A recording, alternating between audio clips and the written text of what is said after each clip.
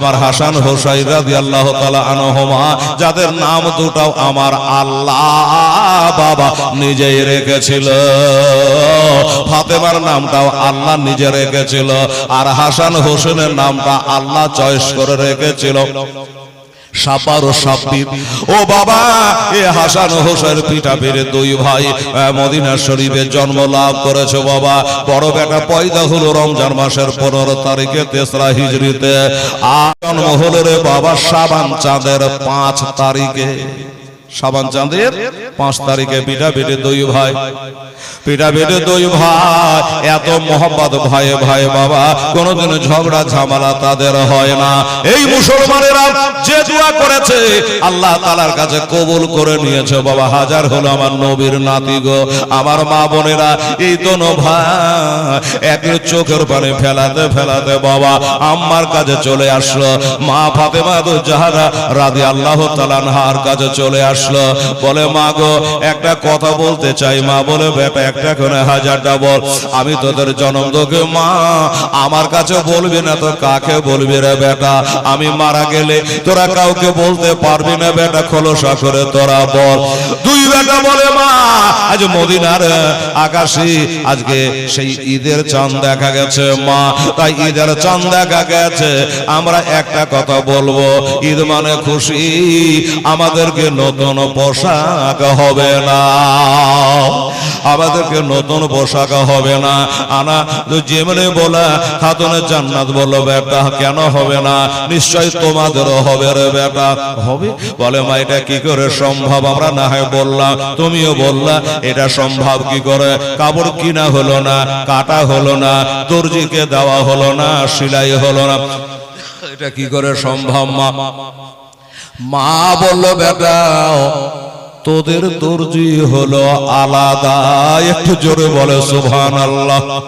তোদের দর্জি হলো রে বেটা আলাদা, তাই নাকি? বললে হ্যাঁ। যা আরাম কর বেটা, তোরা পালে তো হলো।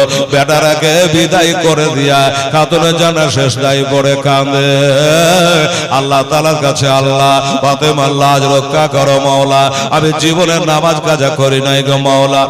আল্লাহ রাব্বুল আলামিন, আমি তোমার উপর ভরসা করি, আমার দোনো বেটাকে কথা দিয়েছে গো মাওলা, যদি সকাল বেলা তারা পোশাক না পায় আমাকে হয়তো তারা কি যে বলবে, তারা ঈদেও হয়তো যাবে কি যাবে না। বাবা গো সারা রাত্রে ধরে চোখের পানি ফেলায়া আল্লাহর কাছে কাঁদছে। এই ভাইরা ও মা, দুনিয়ার দোকানদারেরা যখন রাত্রি 9টা-10টা বেজে যায় হাড় তারা দোকানের ঝাঁপ লাগিয়ে দেয়, শাটার ফেলে দেয়। আর আমার আল্লাহ বলে যখন গভীর রাত হয় আমি রহমতের শাটার তখন তুলে দিই। জোরে বলে সুবহানাল্লাহ। গভীর রাতে নিশি রাতে তাহাজ্জুদের নামাজ পড়ে আমার কাছে কাও, আমি আল্লাহ তোর দোয়া ফেলে দেব না, আমি তোর দোয়া কেন কবুল করে নেব। কাতরে জান্না সারা রাত ধরে কান্না করেছে, আমার আল্লাহ তাআলা যেন দোয়া কেন কবুল করে নিয়েছে রে বাবা, এবার কবুল করে নিয়েছে। ফজরের পরে পরে হঠাৎ যেন দরজায় কেডা হাজির হইয়া গেল,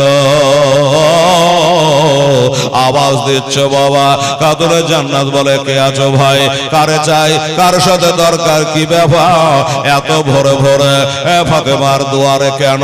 বলল আমি হইলাম হাসান হোসেনের দর্জি।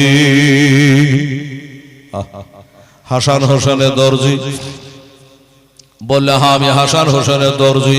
একটা প্যাকেট দেওয়া হলো, এটাকে নিল, দর্জি তো আর বসে থাকলো না, চলে গেল। এটাকে নিয়ে খুলে দেখছে বাবা একবারে কাফনের মতো ধপধপে 2টা জামা পায়জামা করে। আমার হাসান হোসেন আয় বেটা তাড়াতাড়ি করে আয়, আমি তোদের মা তোরাকে কথা দিয়েছিলাম বেটা যে তোদের দর্জি হলো আলাদা, তোদের জন্য পোশাক রেডি হয়ে গেছে। কোথা থেকে এলো কি হলো না হলে এত জানবার দরকার নাই, আমি তোদের মা তোকে কথা দিয়েছিলাম, তোরা পরে রে বেটা। 2 বেটা দৌড়ে আসছে বাবা ওই জামা পায়জামা দেখার জন্য আসছে তো বাবা, শুধু ওই পোশাকগুলো তারা দেখছে আর লাড়ছে, পরে না।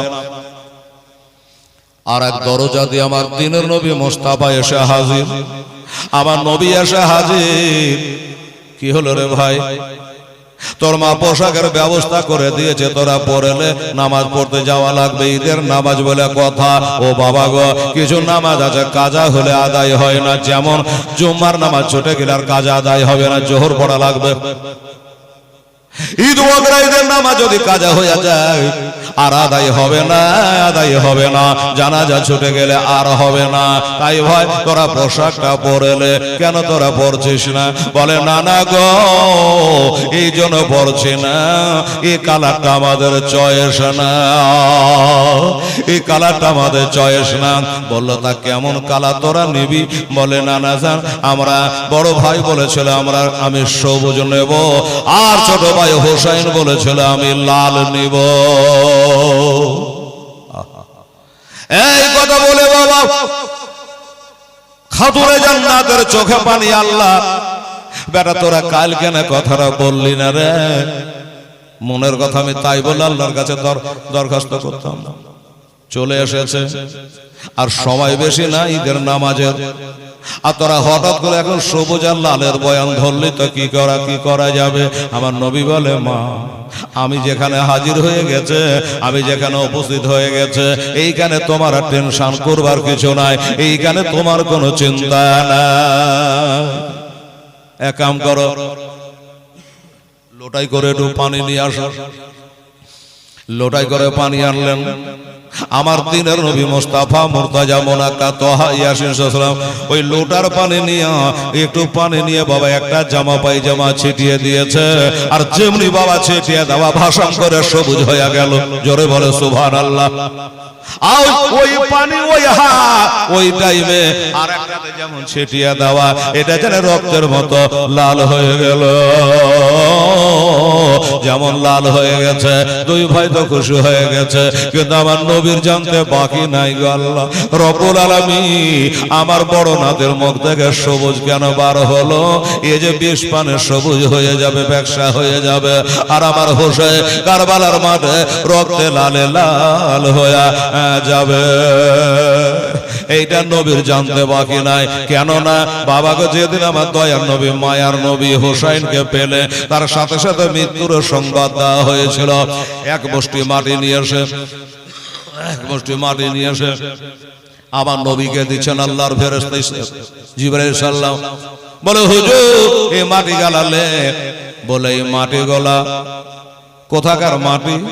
বলে এই মাটি গলা ওই জায়গার মাটি যেখান করে আপনার হোসাইনকে শহীদ করবে, ওই জায়গার মাটি। ওই মাটি গোলা নিয়ে আমার নবী তার একটা বিবির নাম বিবি উম্মে সালমা, ওই উম্মে সালমাকে বলে উম্মে সালমারে এই মাটি গোলা নেও আর একটা সাদা বোতলের মধ্যে ভরে রাখো। নবী তো আরো বিবি ছিল, কাউকে দিলেন না, উম্মে সালমাকে কেন দিলেন? একটা প্রশ্ন। উত্তরটা হলো এটা নবী গায়েবের সংবাদ জানতো। নবী জানেন আমার এ নাতি হোসেন যখন কারবালায় 56.5 বছর বয়সে শহীদ হবে, তখন আমার কোনো বিবি বাঁচা থাকবে না, আমার কোনো বিবি বেঁচে থাকবে না, এক বিবি উম্মে সালমা ছাড়া কাজে এই মাটি গোলা অন্যকে দেওয়া যাবে না।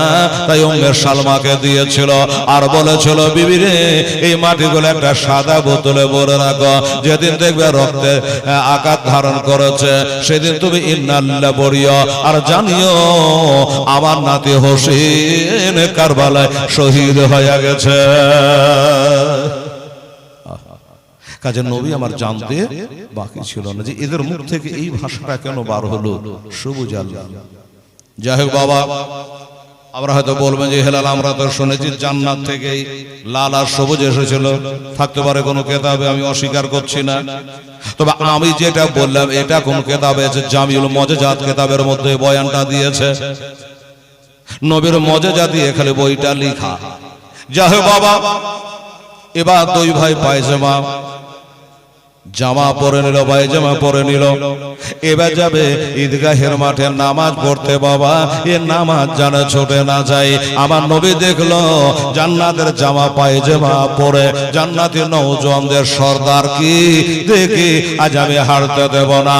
দুই নাতিকে জান্নাতের জামা পায়জামা পরায়া এবার ঘাড়ে করে নিয়ে যাচ্ছে ঈদগাহ দুই কাঁধে।